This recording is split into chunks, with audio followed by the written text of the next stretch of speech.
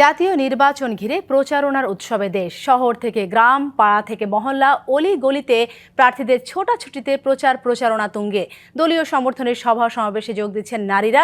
তবে ভোটের প্রচারে কালো টাকা ব্যবহারের অভিযোগ করেছেন কিছু প্রার্থী।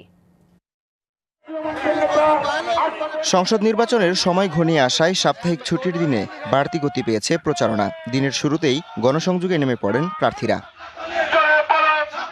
দিন রাত প্রচারণায় কুড়িগ্রামের 4টি আসনের প্রার্থীরা। পলাশবাড়ি এলাকায় গণসংযোগ করেন কুড়িগ্রাম 2 আসনের এনসিপির প্রার্থী আতিক মুজাহিদ।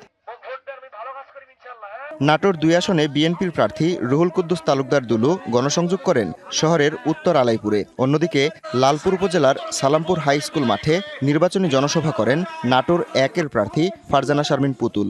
আমরা সে সুযোগ পেতে যাচ্ছি আগামী 12 তারিখে।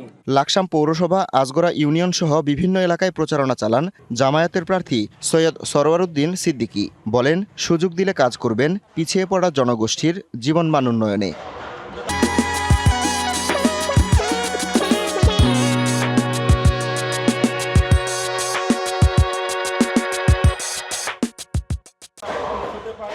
মানিকগঞ্জ 2-এর ধানের শীষের প্রার্থী মইনুল ইসলাম খান। তার প্রতিশ্রুতির শীর্ষে রয়েছে এলাকার নদী ভাঙন রোধে স্থায়ী ব্যবস্থা গ্রহণ।